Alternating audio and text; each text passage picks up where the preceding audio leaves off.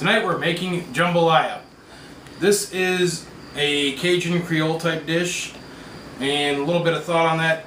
The tradition of the food from that part of the South is it's French in origin, African in origin, and Mexican in origin.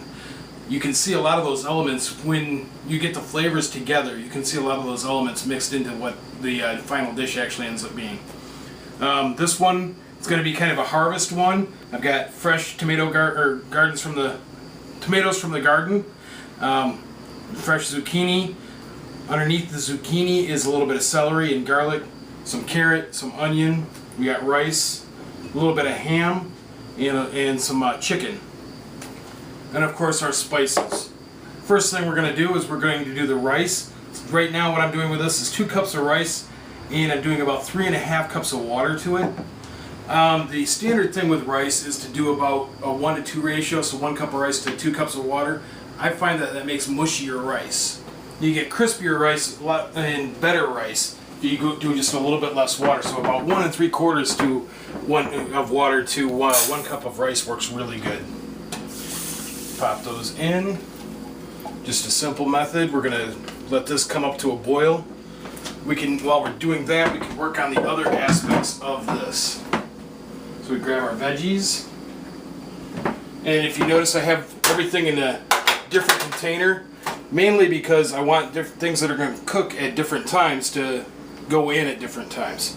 The carrots are going to take the longest. Even though they're cut about the same as everything else, they're still going to take a little bit longer, and I make them a little softer. So our pan is nice and hot now. Boil it up a little bit. Add the carrots in. We'll cook these for a few minutes before we start adding other stuff. You can hear that sizzle coming up, letting you know that that pan is hot enough for these. And you want that you want to be able to hear that when you actually throw stuff into your pan. That lets you know the pan is hot enough, and it actually will start cooking right away instead of like smoldering in there. All right, carrots have been in for roughly about a minute, so now I'm going to start adding in the onion. Let that cook for a second. Really, what doesn't take long. This right here, this is the quick cooking portion of it. It really does not take long to get where you want to go from here. In a way, you're almost making a stew. The difference between jambalaya and gumbo is gumbo has a stew, or not has a stew. Gumbo has a roux in it, whereas jambalaya doesn't. And add in the rest of the veggies.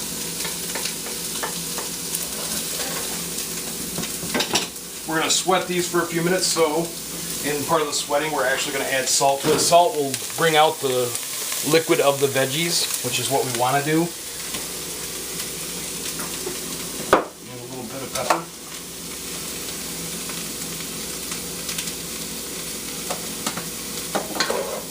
And we're going to let these cook for a few minutes, sweating them out a little bit, make them nice and tender before we add in the tomatoes. And now we add in the tomatoes, and we will also be adding in the spices. Now we want this to come up to a boil, and then we're going to cook it on low. That'll help the tomatoes break down and help create a little bit of the sauce in here. There's a lot of liquid in here already, which is nice. And that which also will boil down a little bit and concentrate the flavors of the stuff.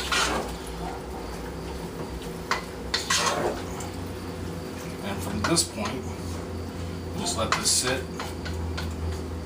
The nice way of doing it like this is I can also check my seasoning throughout cooking. If I were to add the rice in, which once the rice is in you don't want to mix it anymore, you can't really add any more seasoning to it because it'll destroy your rice. So I cook my rice separate from my flavorings. That way I can actually control everything that's going in there, and if it's not quite right, I can add a little bit of salt, or I can add a little bit more herbs.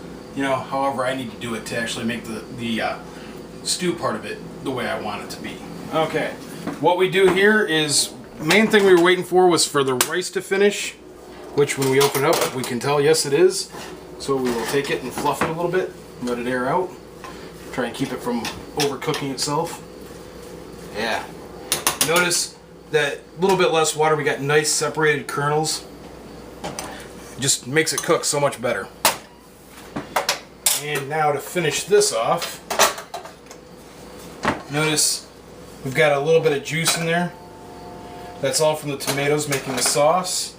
We will add in the chicken and the ham. We'll let these warm up. And then we will be ready to serve, and we are pretty much done. Now to finish it off, do a little bit of rice in the bowl like so. Get a nice ladle so you can get some of that sauce and then all the goodness in there. And here we have our jumbo.